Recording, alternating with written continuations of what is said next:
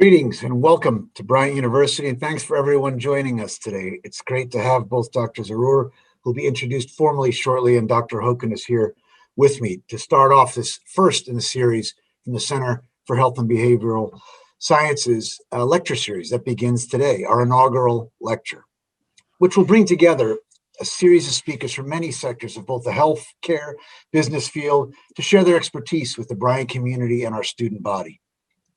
The Bryant Center for Health and Behavioral Sciences was created this past summer through a very generous donation by the Rna Foundation.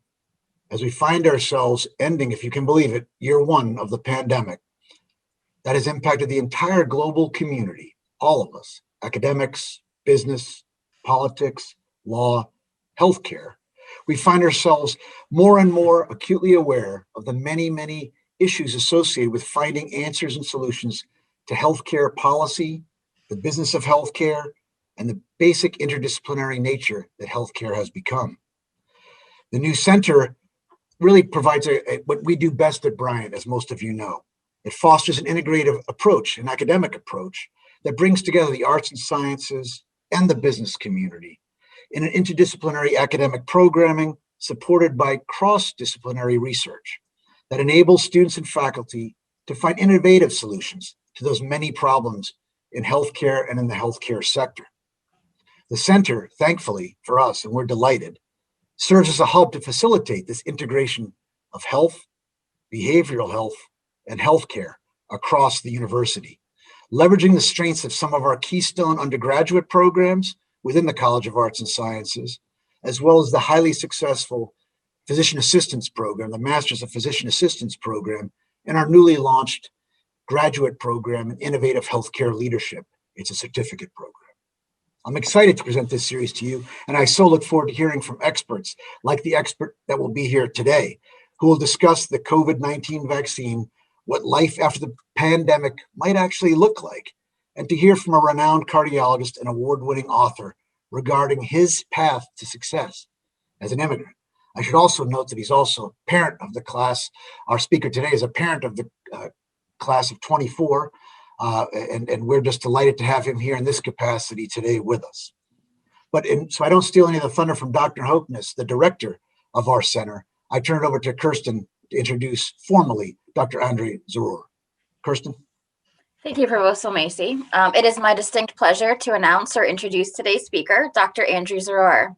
Dr. Zarur completed his undergraduate studies at the National University of Mexico and received doctoral degrees in chemical and biomedical engineering at the Massachusetts Institute of Technology and Immunology at Harvard Medical School. Dr. Zarur has been a co-founder and senior executive in more than a dozen companies in the healthcare and clean energy sectors, working alongside collaborators to develop and advance biological solutions to overcome some of the biggest challenges faced by the human race, including sustainable food production, response to preparedness for pandemics, and global access to effective human health. Dr. Zarur is currently founder and CEO of Greenlight Biosciences that is working with RNA, I'm sure some of you have heard about that before, to find solutions to these problems, and has been actively involved in expanding vaccine efforts to establish scalable platforms for vaccine production. Dr. Zarur has authored a number of landmark peer-reviewed articles in prestigious scientific journals, holds over 100 provisional and issued patents, and has been regularly quoted in international media on the pandemic and RNA vaccines. It is a pleasure to have him here to speak with us today, giving us his insights to the COVID-19 vaccine. Dr. Zarur has assured me that he would like this presentation to be as interactive as possible. So if you have questions at any time during the course of this, you can either raise your hand or put a question in the Q&A. I'll be happy to sort of forward that on to Dr. Zarur as the talk goes on. I'm sure at the very end we'll have some time as well for some open questions. So without further ado, I turn it over to Dr. Zarur. Thank you very much, Professor Hoeknes. Thank you, Provost Macy, for the warm introduction. It's a wonderful pleasure to be here with you. Of all the things that I do, certainly the most rewarding and challenging is being the father of a freshman at Bryant University, and I think that all of you in the call today can relate to that. So it's wonderful to be here with you today, and as some of you may know, I also teach at MIT and Harvard, and I truly appreciate the opportunity to speaking to a crowd at Bryant that is fundamentally distinct from the MIT Harvard crowd, in that you guys bring the perspective of not only medicine and science, but also business and inclusion and equality to a field that oftentimes doesn't pay attention to those things. I will submit to you that the COVID-19 crisis, beyond being a medical and healthcare crisis of epic proportions, is also a crisis that has highlighted, like very few crises in the history of our human species, the inequality of our global population. And one of the tasks that will fall on all of you upon graduation and beyond is to try to figure out a world, engineer a world that is more equitable and more inclusive, especially as it relates to global health crises like the ones that we're living through today. You guys probably heard in the news this morning that about 19% of citizens of the United States of America and their residents have received at least one dose of the COVID-19 vaccine. If you were to compare that to, say, a mildly developed country like the one I'm from, Mexico, less than 1% of the population has received any doses of the vaccine. And we're only talking about one country south of our border. If you went further than that, and you were to look, for example, at the Democratic Republic of Congo or Rwanda, where I'm doing some work currently, essentially 0% of the population have been vaccinated. We're going to talk about why that matters, and not only why that matters in the context of us being sisters and brothers and parts of a global brotherhood and sisterhood of humans. We're going to talk in very real terms of why that matters to us and to our health directly here in the United States. But before we get into that, let's try to look at COVID from a more pragmatic and scientific point of view. Some facts to get us started. First of all, we weren't ready for this. And I think that is very clear to everybody. Humanity has seriously been outpaced by this virus. Because we weren't ready, because we didn't have the global systems that were required to respond to a pandemic in a coordinated global effort, now COVID-19 has become an endemic infection. An endemic infection that probably will require us to produce some 15 billion doses of a COVID-19 vaccine or treatment potentially every year for the next several years.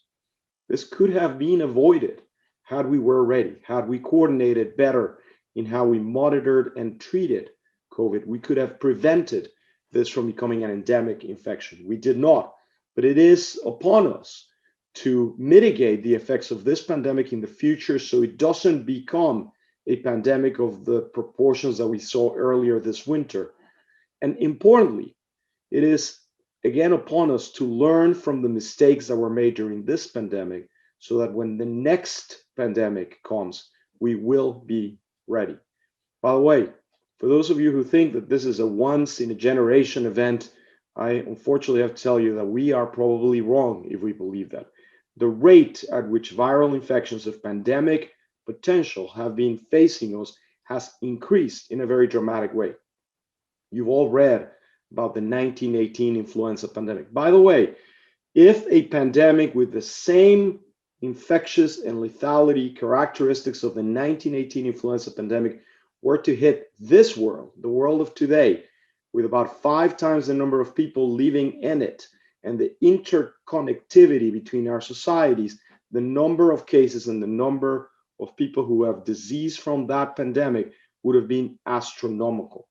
We are in a very sinister sense, without minimizing in any way the pain and suffering that this pandemic has brought around the world, but in a way, we are fortunate that this was a coronavirus-driven pandemic and not an influenza-driven pandemic. This is not the big one, ladies and gentlemen. This is not even close to being the big one, and it is upon us to really prepare for the big one.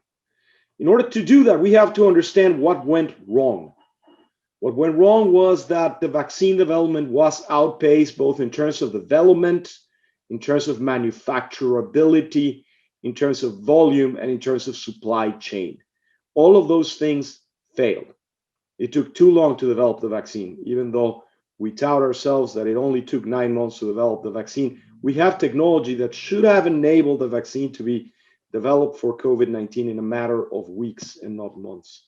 We were not ready to manufacture a vaccine at global scale, and we certainly weren't ready to distribute it.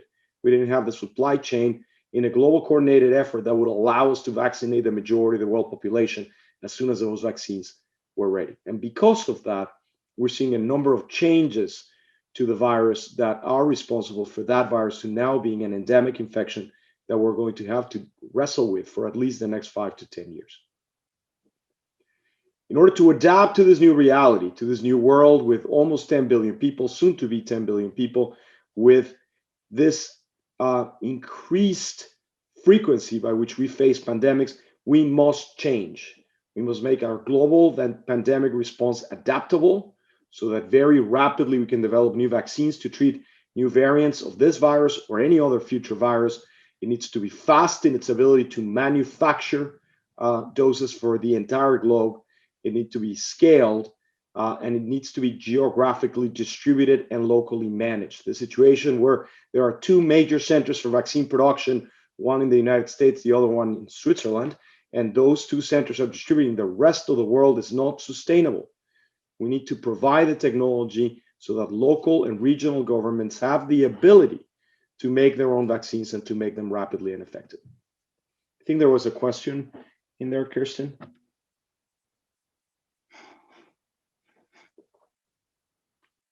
I think you're muted. So the question, explain the trial vaccine relevance when COVID-19 has a 99% recovery rate in proven therapeutics. Sorry, say again. Explain. I'm not sure I understand it either. It says, explain this trial vaccine relevance when COVID-19 has a 99% recovery rate. Yeah, 99% recovery rate is an interesting factoid, right? Because it doesn't matter that 99% of the people recover from an infection. What matters is the strain that this puts into our production systems, our healthcare systems, and our economies. The price tag of the coronavirus pandemic is going to be measured in the tens of trillions of dollars because of the disruption of the multitude of industries that took place while people were unable to work, number one. Number two, the global toll, by the time it's all said and done, the global toll of people who will have perished from this pandemic will be in the tens of millions of people. And so 1% of the world's population is 100 million people. And so we can think about losing 100 million people as something that is acceptable. That is the price that we pay for doing business in a world that is populated to the level that we are. But I would submit to you that it is disproportionately biased towards those with the lowest standards of living and the lowest available resources. And it highlights something that I mentioned at the beginning, which is the inequality of access to global healthcare is something that we are going to have to deal with. The reason you go to an institution like Bryant, which is an institution that is not only focused on science, but also on policy and business, is so that you can understand that what happens in every corner of the world will come back and affect you in a very personal way. So I wouldn't focus on the 99% that get recovered. I would focus on the effect on our society, on our economy, and on the global population, on the 1% that doesn't, and on the 10% potentially that will get infected by this virus, and the impact that that will have on our productive systems around the world.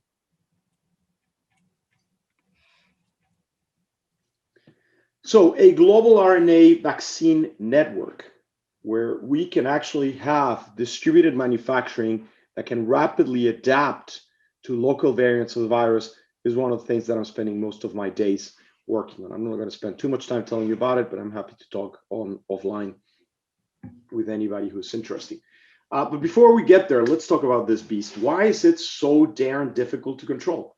What is it about this garden variety coronavirus that all of a sudden makes it so perverse, so lethal, so infective, so disruptive? Well, first of all, it's a fairly simple genetic structure. It's a single RNA stranded coronavirus, which means that it's an enveloped virus. Corona comes from the Latin for crown. And as you can tell by the cartoon there, it kind of looks like a weird looking crown. If your head was spherical, I guess it would look like a crown.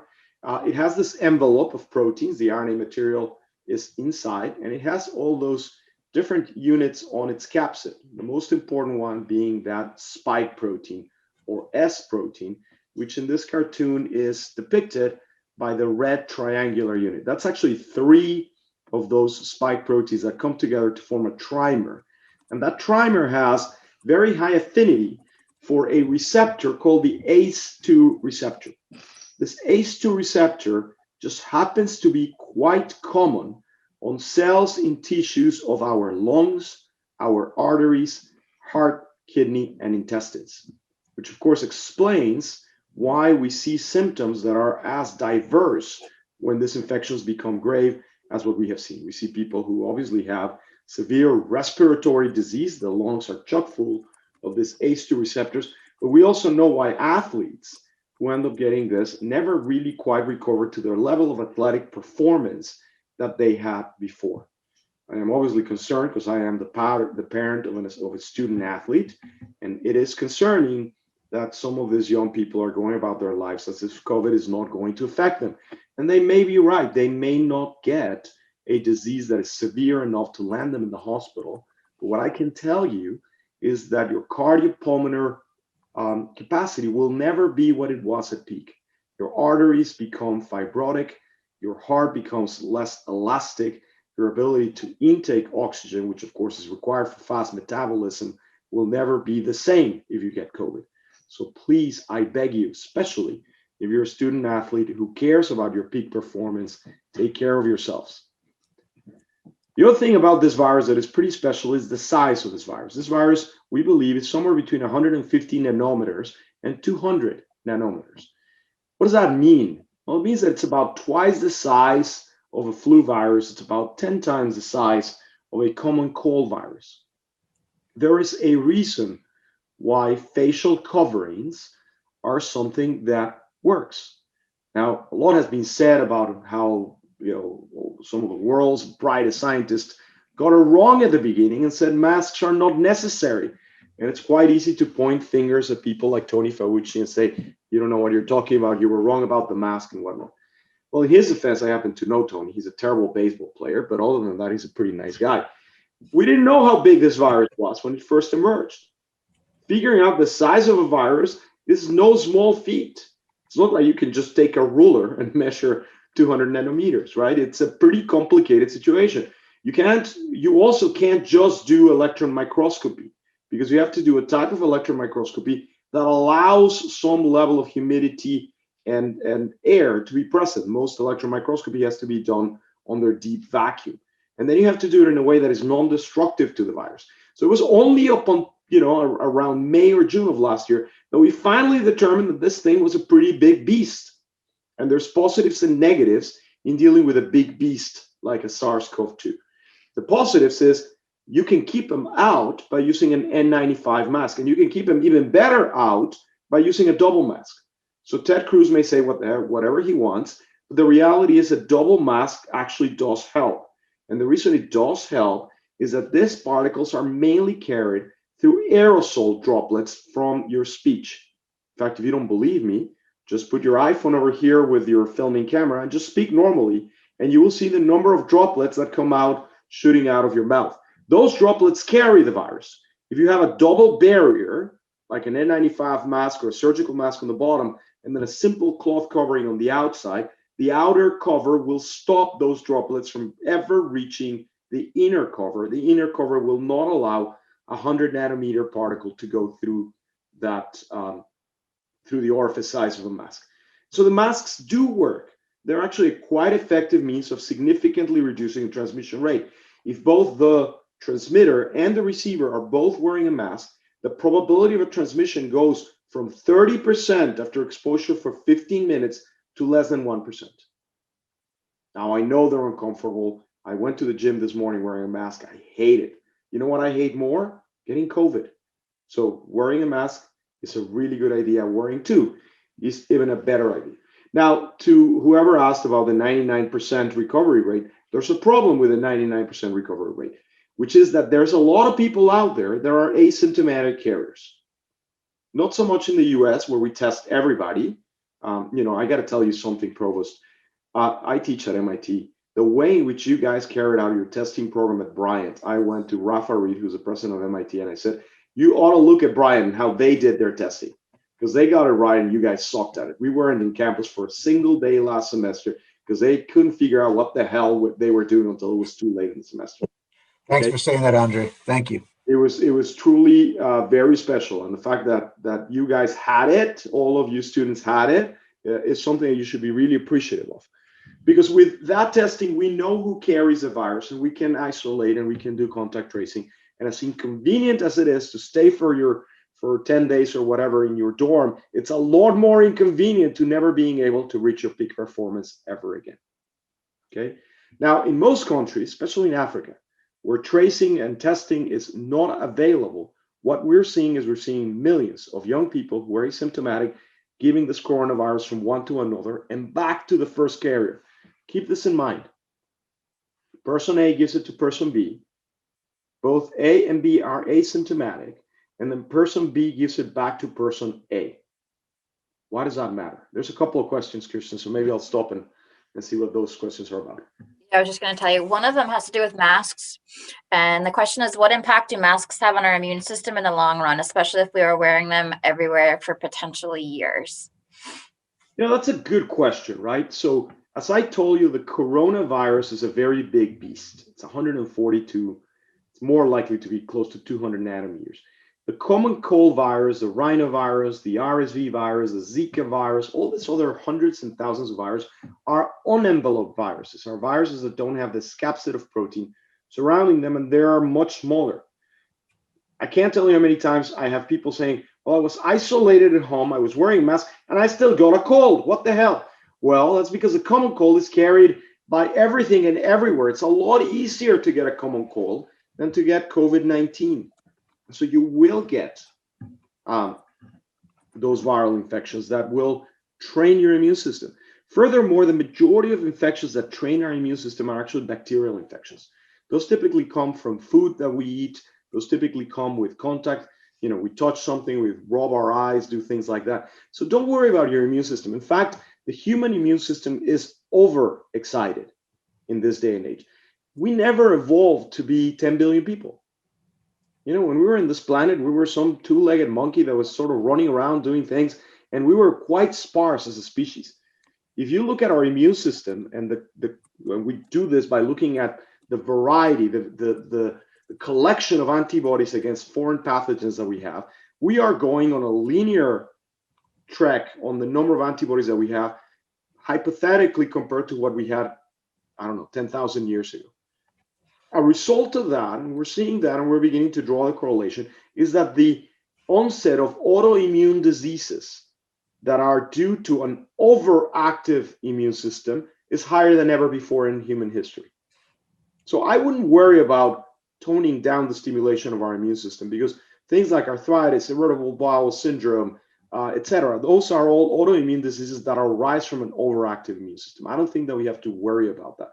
I worry a lot more about continually having all these mutations of viruses because we're just giving it one to another pulmo. Along similar lines, there was another question about, is it true that wearing 2 masks is better, or is wearing 1 just fine? So wearing 2 is a little better, right? So think about this 2 barriers, right? This is the external barrier. This is your internal barrier. Your external barrier can be a simple cloth cover, okay? That is going to stop the liquid droplets that you're going to pick up from speaking to me or from just walking in a crowded space. That is going to dry out on the outside of that mask. If you only have 1 mask, right, it'll dry out, but the virus could still get through that mask through your inhalation. If you have the outer mask that basically dries out the aerosol particle, then the second layer will stop any particles that may filtrate through. Now, does it make sense to wear 3 masks or 9 masks or 12 masks? Sure, at some point you have diminishing returns. I think you stop, probably 95% of the particles with 1 mask. You'll stop 99.9% of the particles with 2 masks. So going to 3 masks, I think, is a little bit overkill. Now, having 2 masks is probably just as good as if the receiver has a mask and the emitter has a mask. So if everybody was wearing a single mask, we'd probably be fine. Listen, guys, I went to church for the first time since the pandemic started yesterday, and I would have assumed that every single person in church would have been wearing a mask. In Boston, right? Liberal central. That wasn't the case. And so if everybody had a mask, then you probably wouldn't need two. But just because not everybody's wearing a mask, two is probably better than one. Okay. Now, of course, look, guys, there's a little bit of common sense. If you're in the gym and you're on the treadmill and it's well ventilated and everybody else is wearing a mask, you just need one, right? Wearing two is actually going to significantly reduce the flow of oxygen into your lungs, right? So common sense has a role to play here. Zero masks while at the gym, you'll get kicked out of the gym, as you should. All right, any questions about any of this? All right, so let's look at why it matters that person A gives it to person B and person B gives it back to person A. This is what happens to the mutation of a coronavirus when it's linear. This is actually the phylogenetic tree. Those of you who are in the bio program will understand what this is, of a single strain that showed up in this particular case in Latvia. And so it showed up at the beginning of 2020, and you can see what happened during 2020. Right? You basically have drift. You have single nucleotide mutations that change the virus, and this is the root to tip divergence. So if you look at the entire genome of this particular particle, this is the distance from that original genome that the mutation goes. And you can see that it goes up and down and up and down and up and down, right? And that's fairly typical from a virus that is mutating just by drifting single nucleotides at a time. There's a finite probability that if person A gives it to person B, there will be a change in one of the nucleotides on the RNA of that. And most of those RNA mutations don't result in a more infective or less infective virus. Most of those are transparent. But sometimes, 1 in 1,000 or so, those changes in nucleotides will create a new variant of the virus that behaves differently, that is more infective, that can be more severe, or whatever it is. Now, again, we were all expecting that this will continue to mutate linearly. And then something happened late last year in the United Kingdom. Does everybody remember this? Everybody in CNN and Today Show and every other news outlet other than Fox News on a complete panic? And the reason they were in a complete panic is because this happened. What happened is, this is again the linear drifting as we saw in the previous slide. And all of a sudden we saw this. Brownie points, extra credit in Professor Hogan's class to whoever tells me why this happened. And Kirsten, if we don't get volunteers, you're going to start having to call on people.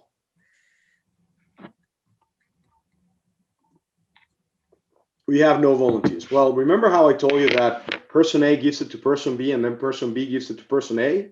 What happens if person A still has some of that coronavirus left over?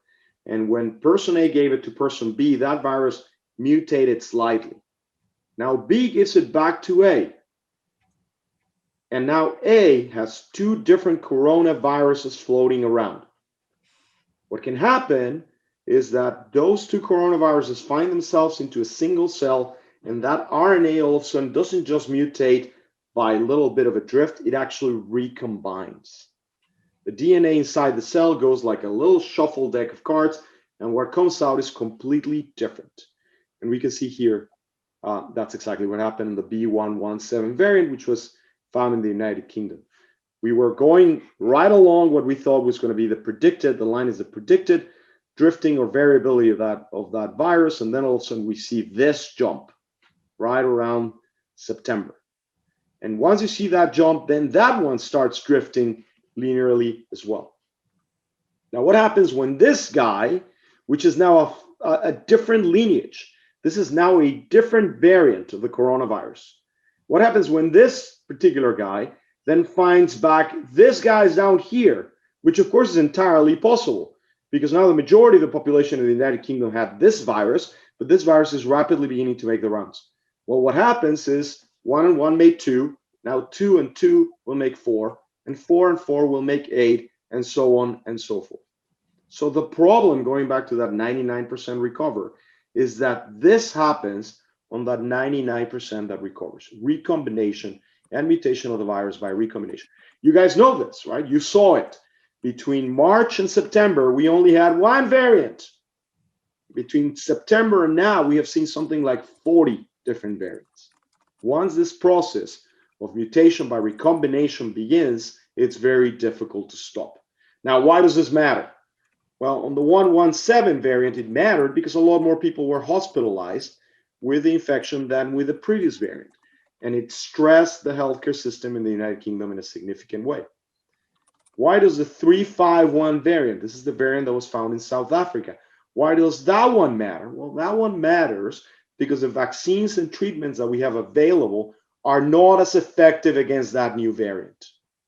And that is the reason, my friends, that we are now going to have to deal with this thing for many, many years to come, because we allowed things like the 351 variant to occur. And therefore, we're going to have different mutations that may have different infection rates and may not be sufficiently controlled with the arsenal of vaccines that we have now in the future. I think there's a question or three. Yes, let's see. Do we know if the COVID vaccine will have long-term effects in our immunity to the disease, or will act similar to the flu vaccine? That's the first one. Unfortunately, we're going to have to boost this thing probably every year. That's the unfortunate new reality, and we're probably going to have to do it for at least the next 5 years, more likely the next 10 years. So that's a great segue, because the challenge now is we're going to have to produce 8.5 billion courses of SARS-CoV-2 vaccine every year. Okay, so here's the rate of mutation. This is what I was talking to you guys about. We basically had 4 major groups through the summer, and then all of a sudden, boom, right? If you look at what happened between December and March, I mean, just the number of different variants that we have to deal with was just out of control. And we will continue to see this until we are really able to significantly reduce the infection load in our societies to, say, below 1%. Now, here's something that's quite interesting. This is the number of mutations that get accumulated into the different strains based on the different genes. As you would expect, the region that accumulates the most variations is that spike protein, the one that is responsible for causing most infections. Both the 117 variant, that's the UK variant, and the 351 variant, the one that was found in South Africa, they both contain this N501Y mutation. Okay, that is the change in the structure of the virus that is apparently responsible for the higher infectivity rate of both the variant that was found in the UK as well as the variant that was found in South Africa. The designs of certainly our vaccine, but also Pfizer and Moderna that are in preclinical studies in animals now, both include now most of these new changes that we've seen in the virus. So, glimpse to the future, what we're going to have to do at a global scale is we're going to have to do like we do with the flu. We're going to have to survey and look what are the most common clades or variants of the virus locally, and we're going to have to mount manufacturing campaigns for those specific variants in the different regions of the world so we can actually gain control locally over the variant that is most prevalent in those different geographies. I think there were a couple of questions. Yes. So should people still get vaccinated because of all the mutations that are occurring, even though there are different variants now? Absolutely. Absolutely. Okay. So let me emphasize this. Okay. So this is the complete genome of the virus. Okay. The mutations that we are observing is that number of mutations, which means that your immune system is going to generally be able to recognize this thing as a foreign pathogen and will mount an immune response against it if you're vaccinated. Now, it may not be as effective because you may not get as high an affinity binding between the antibodies that you've produced thanks to the vaccine and the virus. A very effective binding basically causes something that's called opsonization, which is before the virus has a chance to cause any trouble whatsoever, the circulating antibodies will encapsulate the virus, will surround the virus, and will basically destroy the virus, will mark it for destruction by natural killer cells in our body. If the affinity binding is not as high, okay, that virus may in fact go and infect some cells, but the recognition by your immune system will be there, which means that your body will mount something that's called the antiviral state very early on, and you will be able to kill, your immune system will be able to kill those cells that have been infected before they start churning out tons of this virus. So what does that mean? It means you will get sick, you will get inflammation, you will get a fever, you will feel relatively bad for a few days, but it won't rise to the level that you will need hospitalization and potentially die. So even if the vaccine isn't able to prevent the disease completely, it will significantly still reduce the symptoms and the severity of the disease that you may suffer even with the new variants. Now, over time, if the variants continue to diverge in this accelerated way, yes, there will come a time where the antibodies are not neutralizing at all. We're not there yet. We're nowhere near there yet. Now, in order to avoid that, we're going to have to boost every year and give new versions of the virus to our immune system so that they can recognize not only the majority of the viruses that are circulating, but also any new variants that may be more infectious. A couple of others. So it seems COVID-19 shares a similar immune response to that of autoimmune diseases. Is the analysis of autoimmune leading compounds a mode of action in terms of creating an increasingly potent vaccine or an eventual cure? Yeah, I would be careful with that. Yes, Yeah. there are some severe cases where the body's immune system just basically throws everything in the kitchen sink, right? That's called a systemic inflammatory response, or SIRS. Those are rare cases, and in those cases mostly occur in younger people. Typically older patients basically suffer from cardiopulmonary deficiencies and essentially die from a pneumonia or from cardiovascular events, right? That's the typical way in which a patient that becomes grave ends up, going. There are some cases, as there are with any other virus, where the immune system goes, "What the hell is this?" and throws everything in the kitchen sink at it. And when that happens, those antibodies and those several parts of our immune system, the complement system, the adaptive system, start attacking the body's own tissue. And those are the minority of cases. And in those cases, yes, suppressing the immune system is a consideration.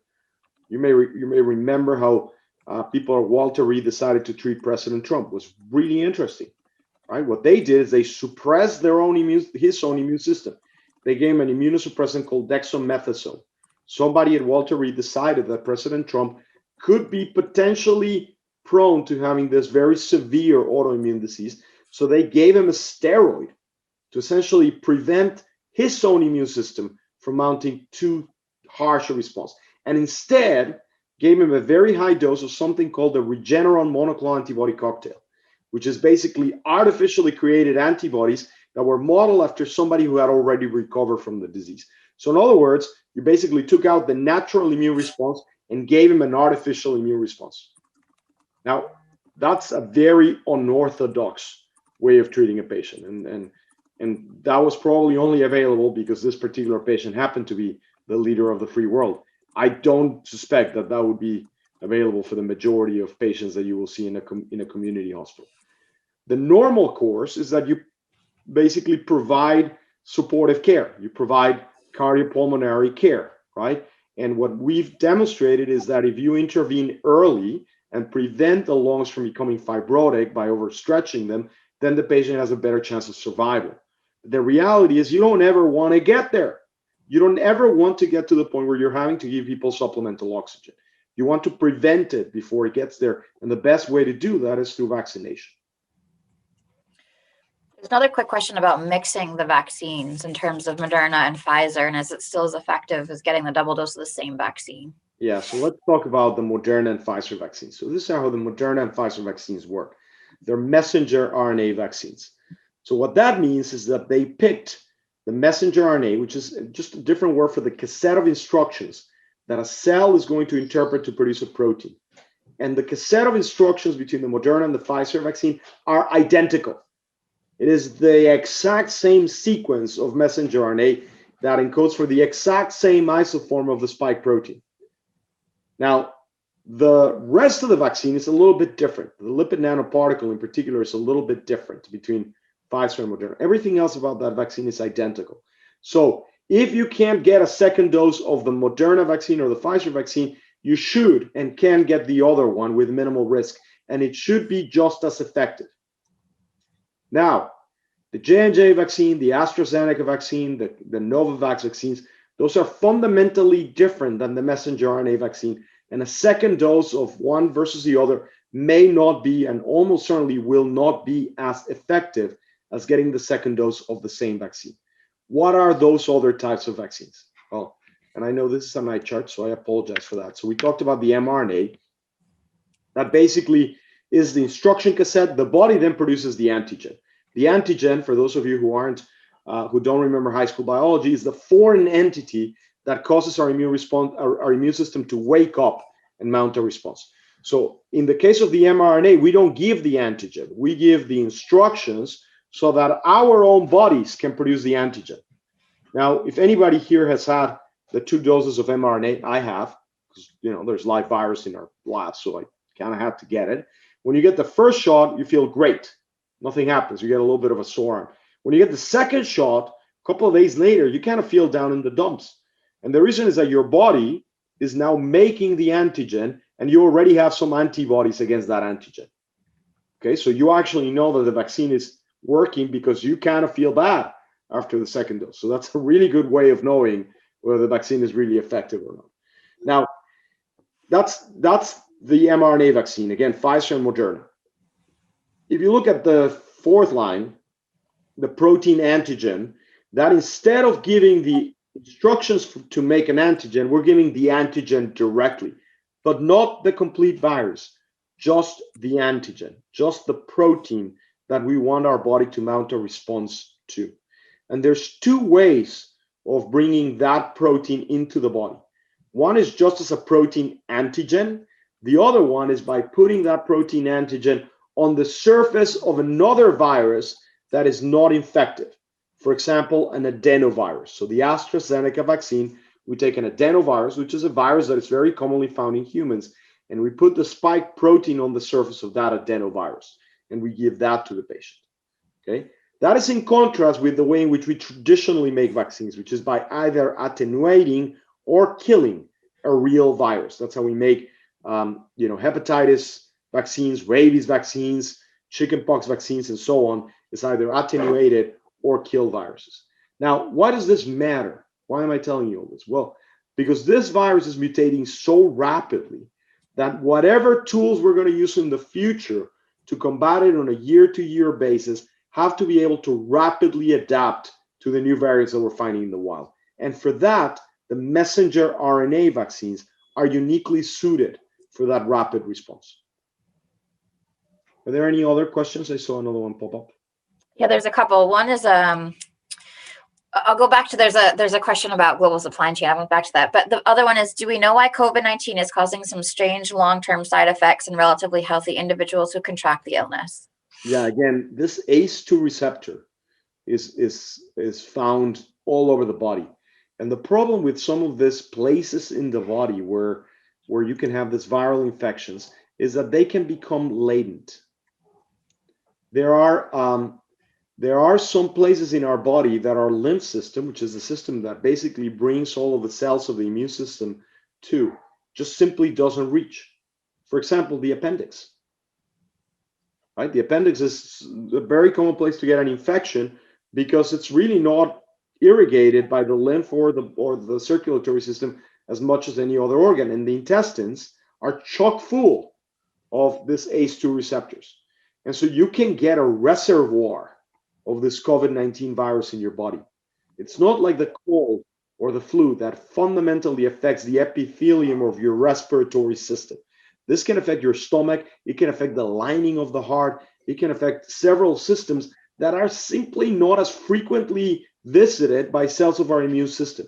And therefore, they can be very difficult to eventually eradicate the virus completely. You basically are carrying a low-grade infection of the same virus for many, many weeks.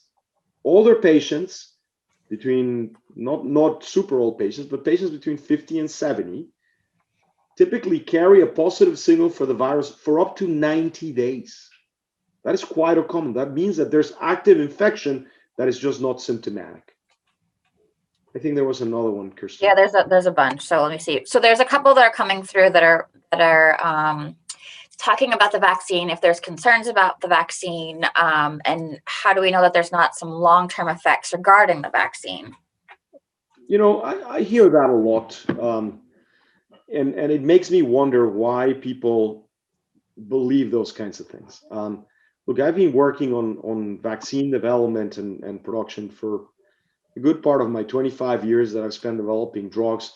I've been looking at various vaccines, vaccines against cancer, vaccines against common diseases, vaccines against HIV and whatnot. The vaccine at the end of the day, any vaccine at the end of the day, what the vaccine attempts to do is present the antigen that will be normally found through the infection. Okay, so the mRNA that we give patients when we give the Moderna vaccine or the Pfizer vaccine, it's the same exact mRNA that they will encounter if they ever get infected by the virus. It's not different. It's not artificial. It's not alien. It didn't come from Mars. It's the same exact series of nucleotides that you will find in the virus that you find in nature. There are other components. There's a lipid nanoparticle. Those lipid nanoparticles are comprised of the same lipids that comprise the cell membranes of every cell in our body. In other words, these aren't foreign materials. These aren't materials that shouldn't be in the body. These are materials that are commonly found in nature. And all we're doing is we're training the immune system by presenting the same antigen without the capacity of that antigen giving you the disease. I have spent countless hours with neurologists, with behavioral psychologists, with just about every immunologist, every discipline of medicine, trying to ascertain why something like this would be able to cause, for example, autism. Why would it lead to ADHD? Why would it lead to, lack of tolerability for certain foods and things of that nature? And the fact of the matter is, over 2,000 studies have been conducted trying to link any one of those diseases or any one of those syndromes to an absence or presence of a vaccine, and nothing has ever been found. Does that mean that it cannot exist and it can never exist? No. Categorically, I can tell you without hesitation that there's always 1 in a 10 billion probability that something like that could happen. But if it does happen, we have never been able to find it in thousands of scientifically controlled studies. Now, I've also looked for studies that tend to prove the positive. It's a lot easier to prove a positive. It's impossible to prove a negative, right? And there have been hundreds of studies conducted trying to ascertain a correlation, forget about a causation, but at least a correlation between any of these neurological diseases and vaccination. And none of them, not one of them, holds water. Not one of them holds any, just basic minimum statistical proof. So the question that we have to ask ourselves is the following. Is the probability, which is probably 1 in, let's say, 10 billion, that you may have some long-term effect? The other one that I heard the other day is that vaccines cause sterility. Okay, well, millions of people get vaccinated every year, and none of them ever become sterile, right? But I've heard that, and trying to ascertain a scientific correlation between vaccination, which again is a presentation of an antigen, and a genetic change that would affect the systems of our reproductive immune system is practically impossible. So the question is a risk-benefit question, Kirsten. At the end of the day, we have to assess whether the chances that we get this virus and potentially give it to grandma or grandpa or our parents and have them go into hospital and potentially pass away, or if we're young people who are athletic, like me, right, sacrificing the potential of operating at our peak performance because of a 1 in a billion chance that something may or may not happen.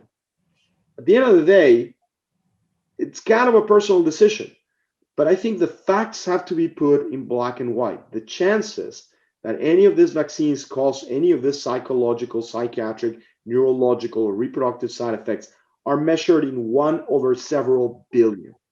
The chances that if you get COVID-19, you become seriously ill is in several percentage. So one has to compare 1 in a 10 billion or whatever versus 3%, right? That's the math that we have to do. So Andrew, we have about 8 minutes. I don't know if you want to keep answering questions or if you want to. So I think that at this point it's better to just answer questions. Okay, sure. I'm going to go into manufacturing, but I don't think that we're going to. Well, just along with manufacturing, this could go with that. What opportunities do you see for global supply chain majors, and how could business students help the fight? That might be a good one. Yeah, that's a great question. So look, at the end of the day, the problem is, maybe let me go back. So part of the problem with this SARS-CoV-2 is that there's a whole bunch of new raw materials that we've never had to make before. There's this nucleotides that make the DNA. There's this capsid, which again is called a lipid nanoparticle. And there's a whole bunch of reagents that have to be produced. And then, unfortunately, this RNA vaccine has to be kept under fairly cold temperatures, -10 to -80 degrees Celsius. That represents significant logistical challenges, not only in the procurement of the raw materials, but steel on the ground, trucks with that level of refrigeration, training of personnel capable of inoculating people in the developing world.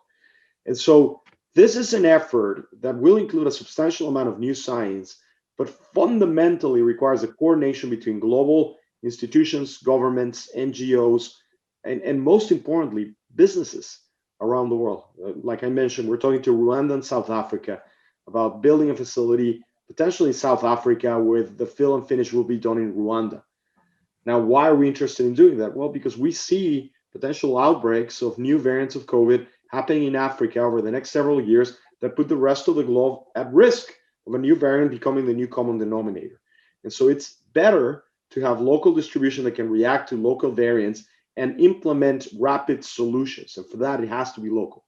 Just imagine the challenges of manufacturing in South Africa, filling the vials in Rwanda, and then distributing through the sub-Saharan continent. Imagine the challenges in training. Imagine the challenges in distribution. Most of these places don't have appropriate cold storage to do this. So we're going to have to figure out how to distribute from South Africa all the way to West Africa over 24 to 48 hours, right? And so we're talking to people like the military of the US about the use of drones to deliver some of these vaccines. We're talking to Coca-Cola, which actually happens to have a refrigerator and distribution in just about every corner store, in just about every town, in every country in the world, right? So it's going to require some new business models that incorporate, the private sector, the public sector, NGOs, schools, et cetera, et cetera. Training school nurses, actually, in elementary schools in Africa to vaccinate entire villages is something that we're doing with the Gates Foundation. So there's a lot of really interesting business and political science challenges that are going to have to be implemented over the next 6 months.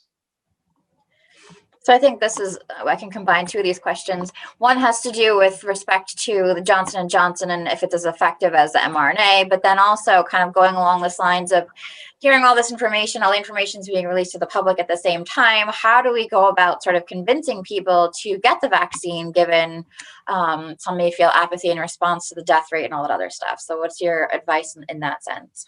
Yeah, so let me start with the J&J versus all the other ones. So the J&J is probably as effective as the Moderna and the Pfizer vaccine if we give 2 doses. There was an arm of the trial that had 2 doses, and the 2 doses hasn't been published, but if I were to be a betting man, I will tell you that when the 2-dose study gets unveiled, it will probably show that it is in the 90s.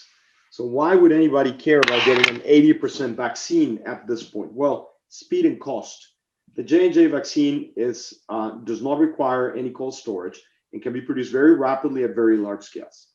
And so it's better to have the majority of the population of the world vaccinated and protected to 80% than wait around for potentially 2 or 3 years until we can get the 2 doses of Moderna and Pfizer. Now, what we're trying to do personally as a business, we're trying to produce 6 billion doses of mRNA vaccine during 2022. And hopefully be competitive in scale and price with the J&J vaccine. But at the end of the day, this is not a competition. We're going to have to bring every solution that we can to market because they're going to need adapting very, very rapidly to deal with all these new variants. So I would get whatever vaccine I can, right? And especially there are several places where getting the vaccine is actually quite complicated. I was talking to actually one of your other students, and she happens to have relatives that live in Florida, and they couldn't get the vaccine there was just no appointments to get the vaccine in Florida. And they were in the appropriate age group that they needed the vaccine. I actually had to call the president of the dean of the School of Medicine at the University of Florida, and ask their head nurse to sort of put them in the priority list and grease all the gears so that they could get the vaccine. And that's kind of the world that we're living in. We're living in a very short supply world. And so I would encourage anybody who can get the vaccine to get the vaccine, whichever vaccine you can get. Now, how do you deal with the apathy and the fear of the vaccine? Well, I'm a big fan of education and communication. Just like I'm giving the seminar, I was telling Antonio, my son, the other day, that I am a frequent speaker at a radio program. It's a wonderful radio program. It's a pirate radio station that basically transmits from Mexico over the internet to the 10 or so million immigrants from Spanish-speaking countries that are in the United States. Some of them documented, some of them not so much, right? And they all go and tune into this one radio station, right? And this guy, who's pretty funny, he speaks exactly like you would expect him to talk, right? If you've ever tuned into Telemundo or whatever, when a soccer match is on and you can hear this guy speaking at 150 miles an hour, that's the way this guy interviews people on the radio, right? So exactly at that speed and with the same exact tone of voice. And so I go on that show probably twice a month, and I get some questions asked that you would be like, okay, if I boil a rooster's feet with garlic and drink it, will that help me get rid of COVID? No, it will cause bad breath until the end of times, but it will not help you get rid of COVID. Probably no one will be kissing you anytime soon, so that may sort of take out that avenue of infection, but it certainly won't help you if you already have the infection. But communication and education is our biggest tool. And so first of all, educate ourselves. Right? It's really easy to read a post on Facebook that says that my sister has autism after she was vaccinated. Well, wait a minute. Everybody gets vaccinated, and so therefore everybody who gets autism was vaccinated. That's not proof that vaccines cause autism, right? Read. You're at one of the top universities in the country. You're privileged because you're attending this university with incredible resources. Use them. Educate yourself. Read critically. Ask a lot of questions. And once you've educated yourself, then don't be shy about it. Shame people on Facebook that make claims that cannot be sustained. Because, at the end of the day, what will be a shame is if we miss this opportunity to be truly prepared against the next pandemic. Because the reality is, we can't think that because we live in a privileged part of the world where access to healthcare is readily available to the majority of us, we can ignore the suffering and the pain of the rest of the world.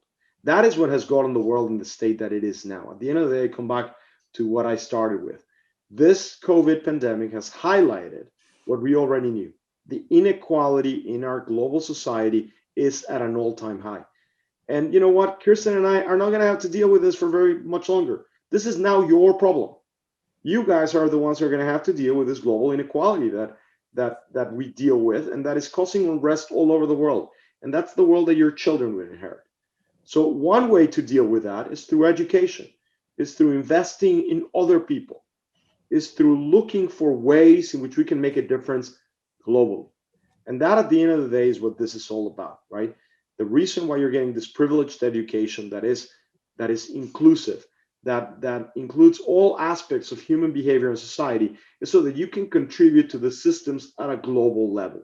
And so I invite you to do that. I invite you to fight the apathy with data. I invite you to fight the vitriol with compassion, because at the end of the day, we're all in this together. And so with that, I want to thank you so much, Kirsten, for inviting me. It's always a pleasure to be here. I don't know if my kid got out of his dorm room to listen to this. I hope he did. But if he didn't, somebody. I'll get the list for you. We'll find out. That's good. Yes, I want to thank you, and especially there's a couple questions in here, so maybe I'll work to try to answer those really quickly. We have a couple of minutes. So. No, afterwards we can answer them and write them, and so I'll try to answer a couple of those as well. But I want to thank you first, Dr. Zur. It's been excellent to have you here as usual. You gave a fantastic seminar, and I also want to thank the students. A lot of the questions came through from the students, so I'm really proud of you guys for getting out there and asking the questions. So with that, thank you so much, and thanks for joining us today.